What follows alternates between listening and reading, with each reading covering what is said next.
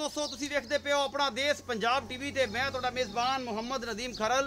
सब तो पहले अपने चैनल को करो सबसक्राइब ते बैल आइकन का बटन करो प्रेस के मेरी हर आने वाली अच्छी ते बेहतरीन वीडियो तुहाडे तक पहुँचे।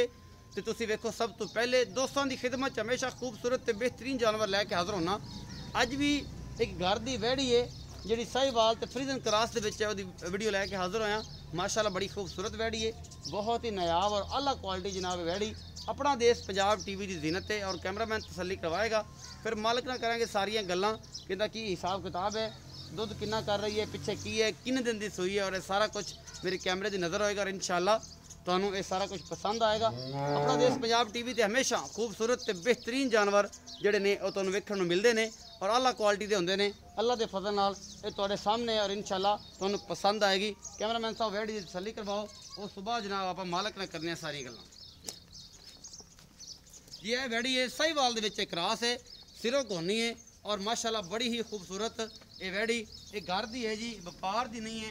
अल्लाह के फजल के नाल जनाब आला क्वालिटी जनाब वैड़ी है और जनाब तुहाडे वास्ते हमेशा खूबसूरत बेहतरीन जानवर लैके आईदे ने जिहदे कोई कमी कोताही नहीं होंदी।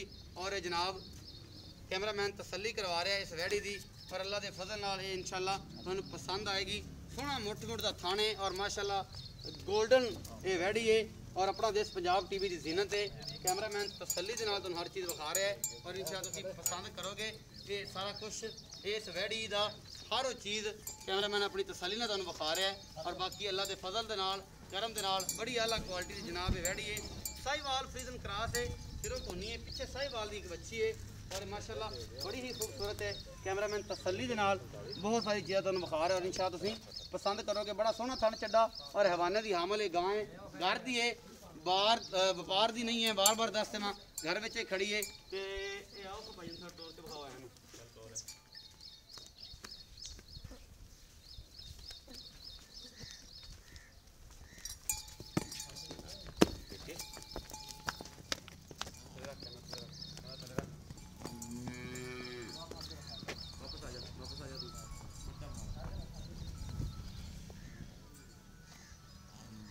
पिछे बच्ची है जी ये साहिवाल की 3-4 दिन की सूई होनी, नाड़वा जे नाल ही खड़ा है। यह सारा कुछ मेरा कैमरामैन तुहानू दिखा रहा है और अल्लाह के फजल नाल तुहानू इंशाल्लाह पसंद आएगी। बच्ची ले या दोबारा इतने तोड़ के विखा, बच्चे को काबू नहीं आती।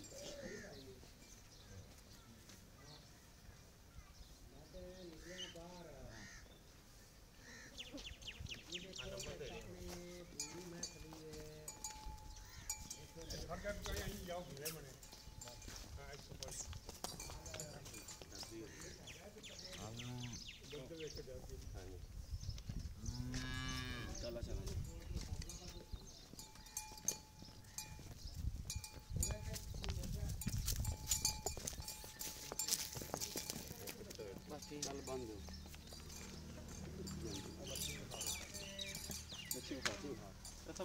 जी सर सही है जी। अस्सलाम वालेकुम। वालेकुम सलाम। सलाम इधर ले लो जनाब, अच्छे हो सामने कैमरे च देखना है जी। की नाम है? हबीब मोहम्मद है जी। हबीब मोहम्मद।